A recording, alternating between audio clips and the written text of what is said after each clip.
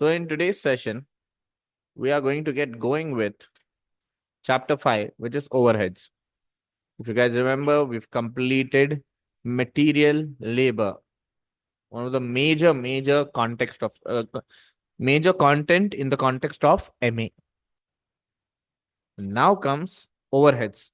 Overheads, direct expenses, indirect expenses, while producing a product. What it is? Direct expenses, indirect expenses, while producing or manufacturing a product. So here, let's go when we see this particular dashboard, visual overview that what all is going to come in here. We just see that production, non-production, cost. मतलब what type of cost is production, what type of cost is non-production. Then what is a direct or an indirect cost? And then comes absorption costing. What's absorption costing? Is actually a costing technique. How do we cost it? We are going to talk about it. Then there's cost centers, whole cost and common cost. Then also we will talk about allocation for and apportionment and absorption of overheads and then under and over absorption of overhead. ये होता क्या? देखो, absorption costing is a different thing. Absorption overhead is something which you guys need to understand. अब जैसे कि देखो, हम लोग जब कॉस्टिंग करते, कॉस्टिंग बना रहे हमारा, एंटिसिपेट करते, क्या करते? एंटिसिपेट को अच्छा अपने लैंग्वेज में बोले तो क्या बोलते हैं उसको, अपने हैदराबादी लैंग्वेज में?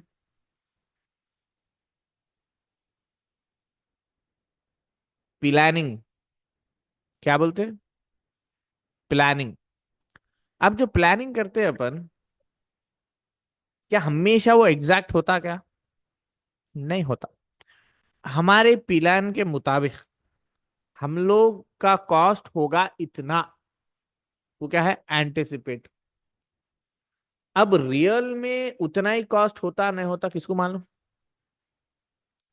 हमारे प्लानिंग के मुताबिक हम एंटिसिपेट करके एक कॉस्ट बोलते कि इतना कॉस्ट हो सकता है, फिर उसके बाद होता एक्चुअल कॉस्ट। तो ये दोनों का डिफरेंस होता। तो उसके अंदर होता अंडर और ओवर अब्जॉर्प्शन। अब्जॉर्प्शन के अंदर और एक चीज रहती। अब जैसे कि देखो, मैं एक आइसक्रीम बना रहा हूँ। Okay, I am making an ice cream. तो आइसक्रीम बनाने का कॉस्ट क्या क्या है?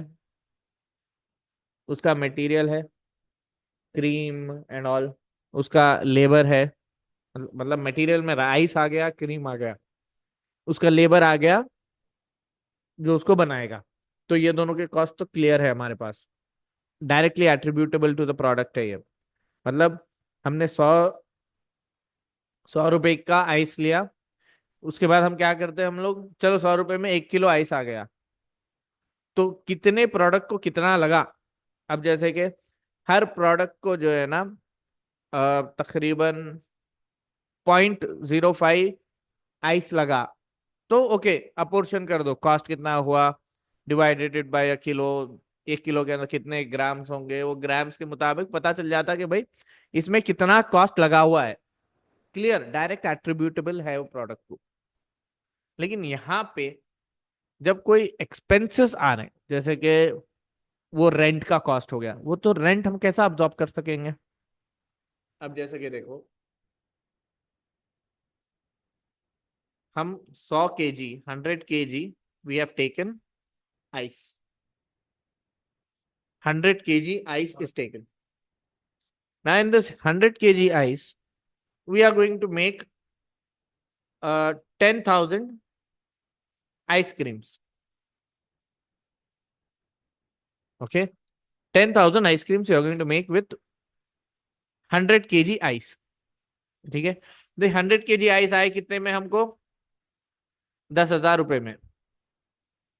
ठीक है, 100 kg ice we got it in 10,000. How many ice creams you are making? 10,000. So each ice cream, हम बोल सकते हैं कॉस्ट उसका कितना है? 1। यस और नो? ईच आइसक्रीम का कॉस्ट कितना हो गया? 1 हो गया ना? 100 kg से हम 10,000 आइसक्रीम बना सकते हैं और इसका कॉस्ट जो है 10,000 है, तो बेसिकली हम इसका अपोर्शन कर लिया ना इजी मेथड में। अब वही सपोज ये 0 1 नहीं रहा तो वो उसको अपोर्शन हो जाता। हम उसको डिवाइड करके बता सकते कि चलो भाई इसमें इतना लगा तो इसके हिसाब से इतना पैसा होता। ठीक है, डायरेक्टली एट्रीब्यूटेबल हो गया। फिर वही लेबर, अब जैसे कि पुष्पा में देख रहे हैं ना, कैसा दे रहे वो लोग लेबर को पैसा। हाँ, 10,000 एक दिन का, 15,000 एक दिन का। फिर वो स्टार्टिंग मूवी के स्टार्टिंग में बताता, देखो कि एक आदमी जो है सो वो अपने कंधे पे जितने किलो का लकड़ी लेके आया, वो किलो के हिसाब से उसको मजदूरी दे रहे थे। जब दे रहे थे ना कि इन्हें इतना ही लकड़ी लाया इसको इतना पैसा, इन्हें इतनी लकड़ी लाया इसको इतना पैसा दे दो, इन्हें 30 किलो लाया तो इसको इतना पैसा, 50 लाया 60 लाया, उसके हिसाब से उसको पे कर रहे थे। तो लेबर रेट भी है, वो क्या है, डायरेक्टली एट्रीब्यूटेबल है। मतलब उसका कैलकुलेशन इजीली कर सकते, भाई ने इतना काम करा, इसकी हक के इसके पैसे इतने बनते। मटेरियल का भी इतना मटेरियल लगा, ये इतने मटेरियल का इसका इतना पैसा होता। लेकिन जब हम आते ओवरहेड्स पे, ओवरहेड्स अगर अपनी हैदराबादी स्लैंग में भी अगर इसको बोले, सर के ऊपर से हो, सर के ऊपर से जा रहा खर्चा, कोई भी काम करे तो सर के ऊपर से जा रहा है और खर्चा समझ में नहीं आ रहा क्या क्या हो रहा, किधर किधर लग जा रहा, तो उसको अगर इंग्लिश में बोले तो that's overheads, over the head. समझ में ही नहीं आ रहा लेकिन खर्चे होते जा रहे हो। तो ये जो खर्चा होता है, जैसे कि फॉर एग्जाम्पल मुझे रेंट पे करना है 10,000 का, अब वो सिर्फ कितने आइसक्रीम को लगेगा, कैसा लगेगा, इसको अपोर्शन कर सकता हूं मैं। रेंट में खाली आइसक्रीम खाली 10,000 मैन्युफैक्चर हो रहे तो हम इजीली अपोर्शन कर ले सकते। फिर सपोज हमारे इलेक्ट्रिसिटी का बिल आता, ये इलेक्ट्रिसिटी के बिल को हम कैसा अपोर्शन करेंगे। सपोज हमारे पास 4 डिपार्टमेंट है एक ऑर्गेनाइजेशन में, department A, department B, department C, department D. Electricity की बिल आ गई $5,000, तो हम क्या करेंगे, उसको डिवाइड बाय 4 कर लेंगे सीधा, कि इसको इतना, इसको इतना, इसको इतना, इसको इतना। ऐसे नहीं करते, क्या करते हम लोग, हम ये देखते कि किसने कितना इलेक्ट्रिसिटी यूज किया है इंटरनली, उसके हिसाब से उसको उतनी बिल भेजते। तो ये कैसा कर रहे हैं हम लोग, अपोर्शन कर रहे हैं। क्या कर रहे हैं हम लोग, अपोर्शन कर रहे हैं कि किसका कितना कॉस्ट हुआ। ये हमारा मेन काम है इस पर्टिकुलर चैप्टर में। सबसे बड़ा काम ये है कि जो कॉस्ट का डायरेक्ट रिलेशन नहीं रहता प्रोडक्ट से, वो कॉस्ट को एलोकेट करना है, वो इंपॉर्टेंट है। अब जैसे कि देखो, हम लोग बोलते ये पानी का बॉटल, पानी का बॉटल, ये पानी के बॉटल का, ये एम्प्टी बॉटल क्या है, इसका कॉस्ट ₹2। ठीक है, इसके अंदर के पानी का कॉस्ट ₹2। इसको लगने का लेबर ₹2, लेकिन बिक रहा कितने में ये, ₹20। तो क्या ₹14 क्या हमारा मार्जिन है, नहीं। हमारे डायरेक्ट कॉस्ट है ₹6, हमारे बहुत सारे इनडायरेक्ट कॉस्ट भी आते। अब वो इनडायरेक्ट कॉस्ट कौन से, रेंट पे करते हैं हम लोग, मशीन जो खरीदे मशीन का मेंटेनेंस, रिपेयर्स, परचेज, उसका कॉस्ट रहता। So there, taxes and all these type of costs is there. How can you apportion those all costs to these? So apportioning all those costs in this proportion of this one single bottle is called apportionment. सबसे challenging task है ये इस particular complete management accounting के अंदर, and we are going to try to do it with a lot of examples. So everyone there with me? तो expense क्या होता है अकॉर्डिंग टू आईएएसबी, आईएएसबी का फुल फॉर्म क्या है, international accounting standards board, right. Decrease in economic benefits during the accounting period in the form of outflows, depletion of assets in occurrence of खर्चा करना basically is expense. आप खाना खाने गए, खर्चा हुआ, एक्सपेंस है। आप क्रिकेट खेलने गए, बॉक्स को पे करे, एक्सपेंस। अब ये दिमाग के अंदर रहता, मैंने फाइनेंशियल अकाउंटिंग में भी करे थे हम लोग ये, अगर आप लोग को याद हो तो maybe you remember it or not. एक कॉन्सेप्ट है उधर विच इज कॉल्ड कैपिटलाइजेशन।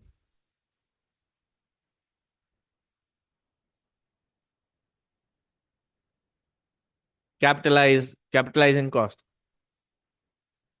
मतलब कि हम एक घर खरीदे, okay, we bought a house, is that an expense or a investment? It is an investment. ऐसा क्यों बोल रहे हैं आप लोग इन्वेस्टमेंट है वो? खर्चा ही हुआ ना वो तो। वो क्या है हमारा? एसेट है, हम उसको यूज कर सकते हैं। फिर कल के दिन जब बेचेंगे तो भी पैसे हमको आएंगे। यस और नो? क्लैरिटी आ रही है ना? अब सपोज मैं एक बाइक खरीदा, बाइक खरीदा, तो वो बाइक मेरे लिए एक्सपेंस है या इन्वेस्टमेंट है? इन्वेस्टमेंट है, क्योंकि वो भी आपका एसेट है।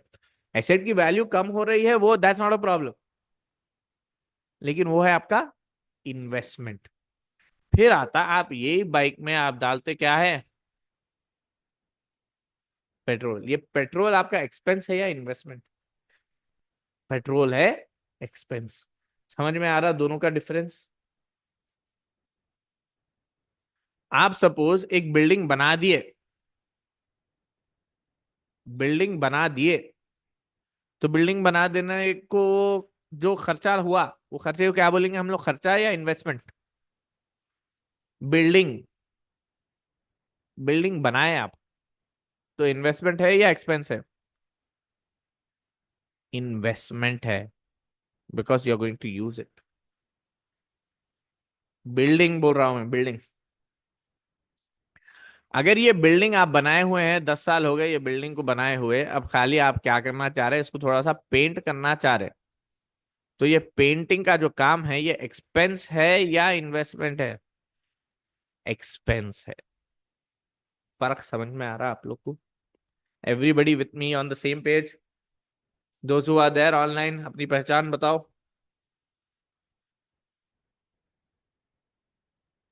Yes sir. Yes sir. Okay,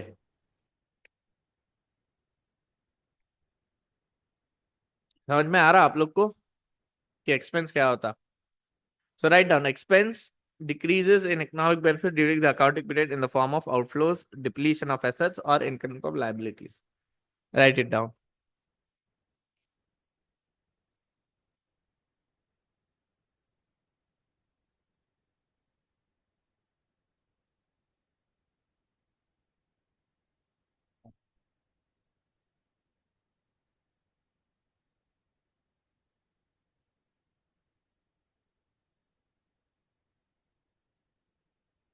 fan किस कर दो।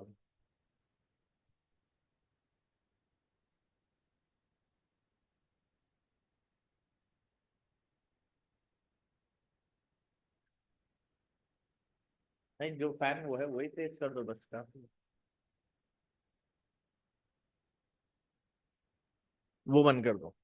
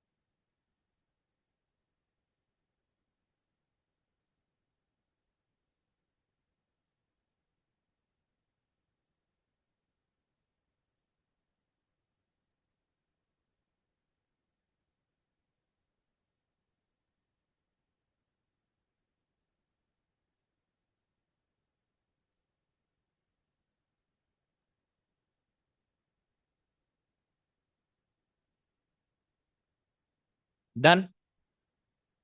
Let's move ahead now.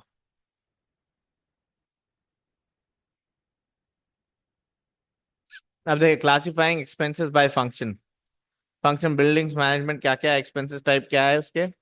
Rent, utility bills, telecommunication, phones, internet, taxes on property. Tax on property also, क्योंकि वो रीअकरिंग होते हैं. क्या होते हैं वो?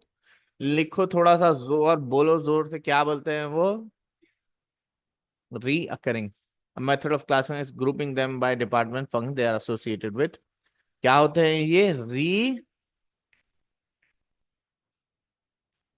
रीअकरिंग और रिकरिंग. रिकरिंग भी बोल देते हैं इसको. व्हाट इज से वाटर में भी.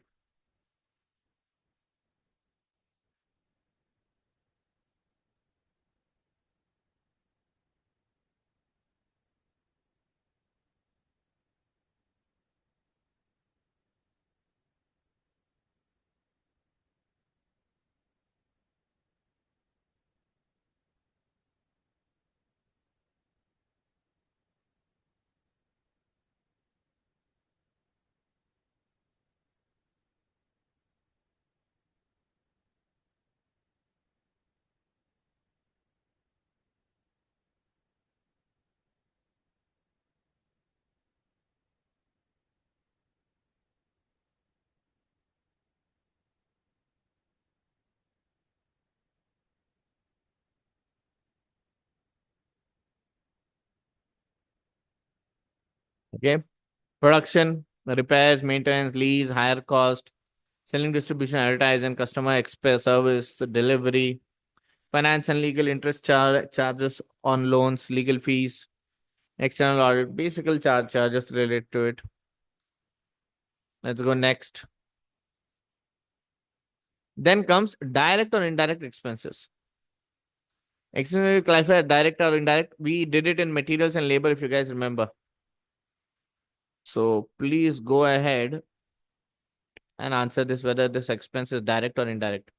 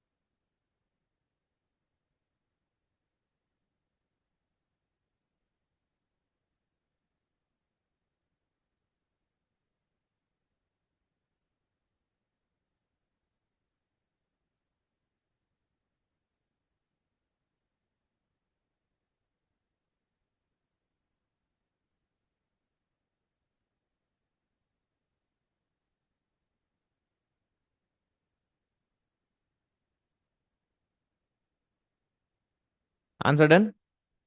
Simple.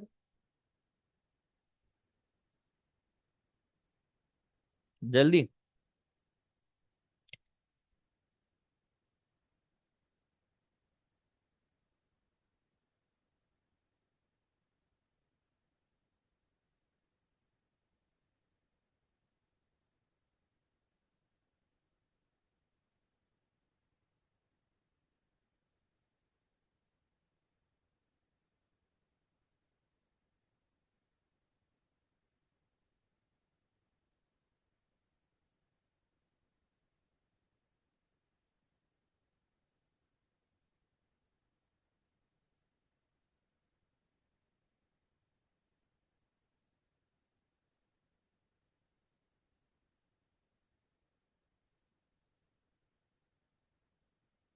Done.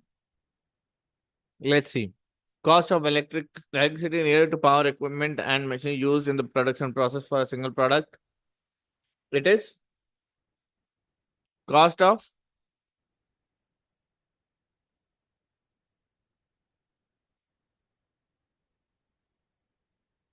electricity in power equipment.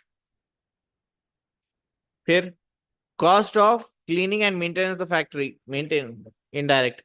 Rent cost for factory or production process are carried out. Indirect. Rent is indirect. Direct कैसा हो सकता है? The warehouse manager's monthly salary. Indirect. Higher cost for machinery used in production process to produce several different products. 100 में से 100 लाना है, 99 लाओगे तो फायदा नहीं है. Then insurance cost for the warehouse where inventory for several products is held. Cost of custom tooling we needed to make a specific product. Direct. क्यों? क्योंकि वो कस्टमाइज हो रहा है. Classify the expense as direct or indirect.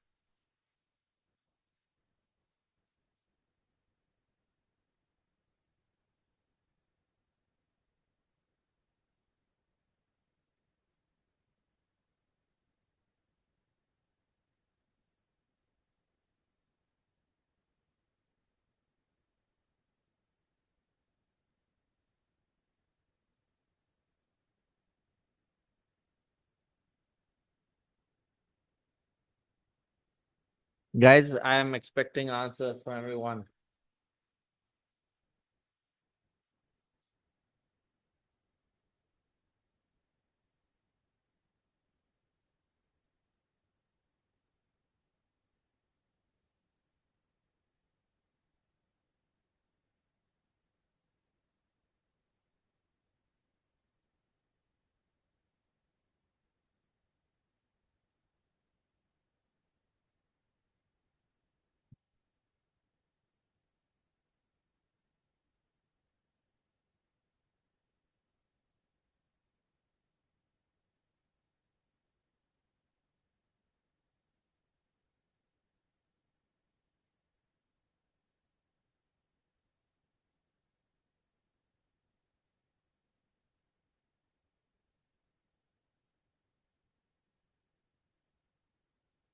Done. Fuel for a contract mixer used by the construction company to build a new factory. Direct or indirect? Let's see.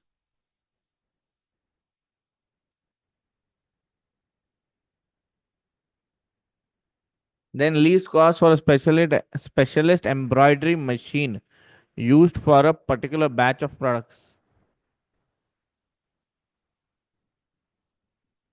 The first direct है तो second भी direct ही होगा. Purchase of customized design software needed to design skyscraper for a customer project.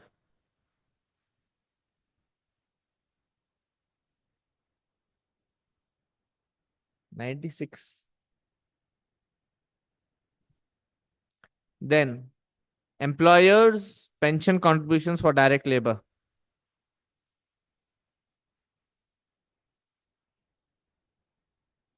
Indirect.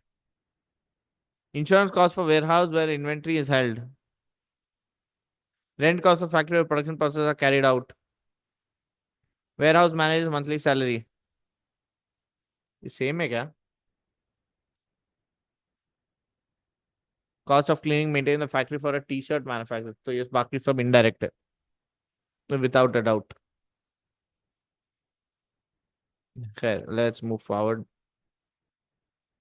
Treatment of direct and indirect expenses.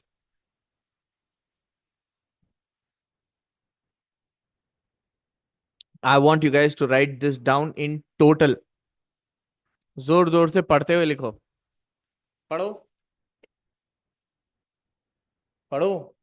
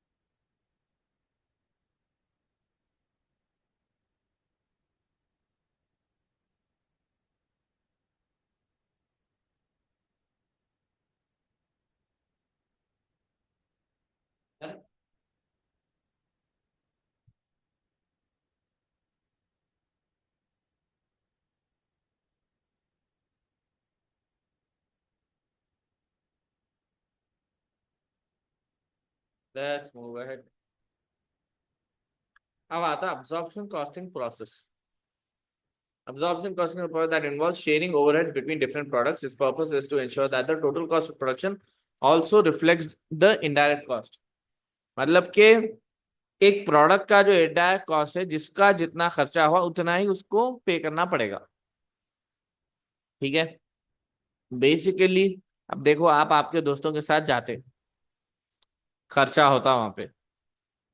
Suppose 5 दोस्त गए, 2,000 की bill हुई, क्या करते हम लोग, उसको डिवाइड बाय 5 कर लेते, पर पर्सन कितना पे करता, 400 रुपये। ठीक है। Now let's take the other way around. अब कुछ दोस्त बोलते कि नहीं भाई, मैं तो नॉनवेज खाया ही नहीं। तो नॉनवेज जो खाए, नॉनवेज वालों की बिल अलग, उन लोग का स्प्लिट अलग। जो वेज खाया उसका बिल अलग, उसका स्प्लिट अलग। फिर बात ये होती कि भाई, मैं तो दारू पिया ही नहीं, तो मैं भी क्यों डाल रहा बिल में। तुम लोग खाए पिए, मैं तो नहीं खाया पिया वो। तो मैं जो खाया वो मैं उतना बिल पे करूंगा, तुम जो खाए उतना तुम बिल पे करो। जैसे चिप्स के पैकेट आप खोले, 10 रुपए की है वो, उन्हें बोलता नहीं भाई मैं 4 ही चिप्स लिया, तुम लोग 15। इतने का भी हिसाब करते हैं ना कुछ लोग। जानते मत तुम ऐसे लोगों को। हाँ, वेरी गुड। नहीं जानना ऐसे लोगों को, नहीं करना तो basically getting that particular expenses apportioned in that particular manner is apportionment of cost. Absorption costing जो है, ये बहुत पुराना मेथड है, तो ये पुराने जमाने पुराने ख्यालात के तरह उसको अपोर्शन करता है। Basically the indirect cost is apportioned in that manner. So there are 3 steps in absorption costing process. Write it down.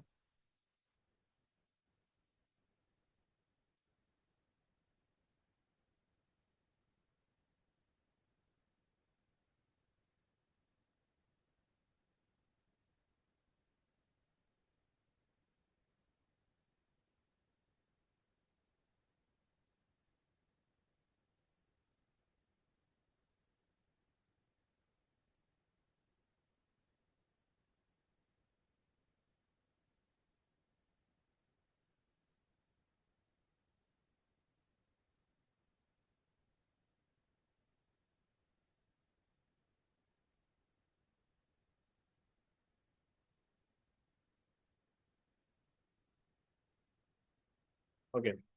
Overhead allocation. A production overhead cost is allocated or charged to a cost center if the whole amount of the cost can be specifically related to a single cost center. मतलब आप directly उसको allocate कर सकते हैं कि जैसे कि ये पानी का बॉटल है, पानी का बॉटल पूरा मैच पिया, तो वो कॉस्ट में ही कोई, तो ये सिंगल कॉस्ट प्रोडक्ट का रिलेशनशिप हो गया कि भाई आप ही पिए, आप ही पैसे पे कर। सिंपल। सपोज थोड़े से ज्यादा लोग पिए तो कौन पे करेंगे बोले, कैसा मालूम होता। ये एक एग्जाम्पल दे रहा हूँ मैं रिलेट करने के लिए। We need to get into that particular details as well. So overhead apportionment and reapportionment. If it is possible to allocate the whole cost of the product overhead item to a single cost center, then the cost will be shared out or apportioned to all the cost centers that contribute to the cost fairly. The overheads and service cost centers cannot be specifically identified with any one cost center. So they must be apportioned or shared out between a production cost centers fairly. अब जैसे कि देखो, अब एक cook है, एक cook क्या कितने डिश बनाया, उसको तो उसका पगार मतलब पैसे मिलेगा। देखो भाई, तुम बिरयानी बनाए, बिरयानी गई, इतने बिरयानी बिके, तुम्हारा इतने पैसे मिलते, तो क्या है, थोड़ा सा क्लियर कट जो है सो हिसाब मिल जा रहा है उसका। लेकिन कोई एक बंदा है जो पीछे बैठ के बर्तन धो रहा, ठीक है। अब जो बर्तन धो रहा, उन्हें कितने बर्तन धोया, उसके बेस पे उसको पैसे दिए, ओके फाइन। फिर बात ये आ रही कि एक बंदा जो है सो फ्लोर पोछ रहा है, ठीक है, basically maintenance, cleaning and maintenance कर रहा है। तो आप उसको पर यूनिट सोल्ड के अंदर कैसे अपोर्शन करेंगे। The same goes with someone who is doing the dishes, बर्तन साफ कर रहा है। It does not depend on कि कितना कितने प्रोडक्ट बिके हैं, क्योंकि उसका रिलेशनशिप है नहीं। तो यहाँ पे हम लोग को कोई एक रिलेशनशिप बनाना पड़ता है कि चलो इतने घंटे काम कर लिया या इतने घंटे मशीन चली, उसके हिसाब से लेट्स अपोर्शन इट। ओके। ये हमारा बेस होता है, ये अपना अपनी लॉजिक लगाना पड़ता है इधर, अपना दिमाग लगाया करना पड़ता है, बुक खोल के नहीं बैठना पड़ता है इसमें। ठीक है, अपने लॉजिक और अंडरस्टैंडिंग लगाना पड़ता है। भाई इन्हें इतना काम करा तो इसको ये हिसाब से अपोर्शन करेंगे अपन लोग। ठीक है, क्रिकेट खेलने गए, क्रिकेट के बॉक्स के पैसे कितने हो रहे, तो एक जो है सो 3 घंटे का बॉक्स हम लोग लिए, 4 बंदे जो है सो बराबर 3 घंटे के लिए आए, और 4 बंदे जो है सो 2 घंटे के लिए ही आए, तो कैसा अपोर्शनमेंट करते हैं उन लोग के खर्चे को, ना आप डिसाइड करेंगे ना देखेंगे। नहीं भाई तुम ला 2 घंटे के लिए आए बोलो 2 घंटा ही है, या फिर तुम लोग लेट होके आए तो पूरे 3 घंटे के लेंगे हम लोग बोल के ऐसा लेते। अब डिपेंड करता है, ये अपना कॉल है यहाँ पे। Okay, the final step in absorption costing is to calculate production overhead absorption rate, मतलब कि पर यूनिट का कितना हो रहा। In the MA exam the cost में that need to be allocated individual department of costing should be given apportion and reapportionment production over based on available information. ठीक है, now let's get to a question if possible.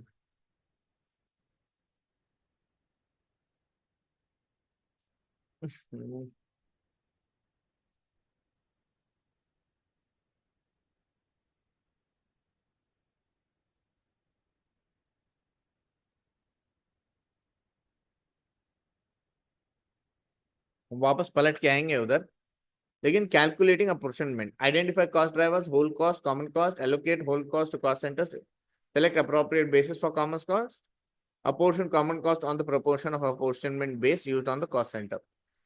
An organization has two cost centers, production cost center, कौन से है वो, A and B. It also has two service cost centres, वो क्या है, maintenance and ware house, जिससे हमें ज्यादा डायरेक्ट सेलिंग नहीं हो रही, मेंटेनेंस वाले है। Indirect expenses that need to be apportioned are as follows, मतलब रेंट एंड रेट्स और पावर, ये दो इनडायरेक्ट कॉस्ट है हमारे। तो कितना हो गया हमारे पास, 1,40,000 इन टोटल इनडायरेक्ट एक्सपेंसेस। अब यहां देखो फ्लोर एरिया कितना है, ये 2,000 टोटल है, तो प्रोडक्शन कॉस्ट सेंटर ए का कितना है, दूसरे का 600, फिर 200 और 200। पावर यूसेज कितना है, 100%। हर एक डिपार्टमेंट का कितना है, 60, 20, 10, 10। अब होता क्या आपको ये देखो, ये जो मेंटेनेंस का जो कॉस्ट है, ठीक है, वेयर हाउस का जो कॉस्ट है और पावर यूसेज है, ये मेंटेनेंस और वेयर हाउस से हमको डायरेक्ट इनकम नहीं आती कुछ भी, ये हमको सिर्फ कॉस्ट देता है। तो इसका जो कॉस्ट है हम लोग वापस प्रोडक्शन ए और बी में डाल देना, उसको बोलते हैं रीअपोर्शनमेंट, और basically apportionment. So just see here, first decide how to apportion rent and rates overheads. तो रेंट एंड रेट्स कैसा अपोर्शन करेंगे, फ्लोर एरिया के बेस पे कर देंगे ना, यस और no. First decide, in the long term the bigger the department grows the more space it will occupy, therefore cause the rent and rates should be the cost driver. Okay, तो ये क्या हो गया, 2,000 है, 1,600, 200, 200, तो ये क्या हो गया, 50%, 50%, बोलो जल्दी, 50%, 30%, 10, 10, 50, 30, 10, 10।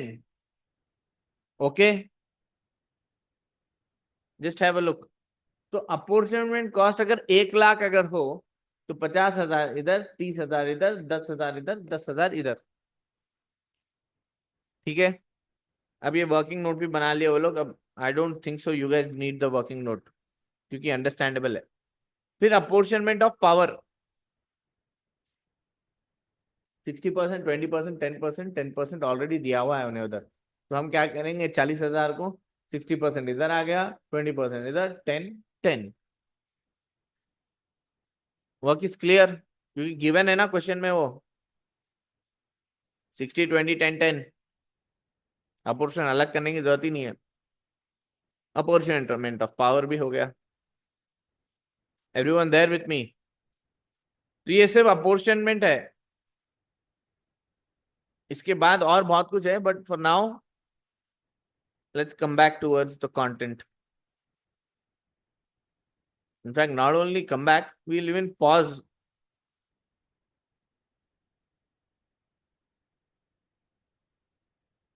We'll even pause here so that you guys go through these overheads again. जो हम अभी पढ़े हैं आप उसको फिर से गो थ्रू करो, फिर से समझने की कोशिश करो, उसके बाद हम आगे जाएंगे. Because this chapter is very very very very very important. अगर आज आप सीख गए इसको, समझ गए इसको, तो जिंदगी जो है सो आसान हो जाएगी आप लोग की. और अगर नहीं सीखे तो जिंदगी भर बोलेंगे कि ओवरहेड ओवरहेड हुआ बोल के.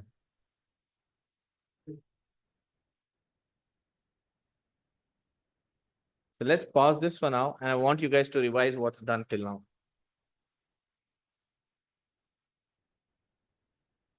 Oh shit, where's that?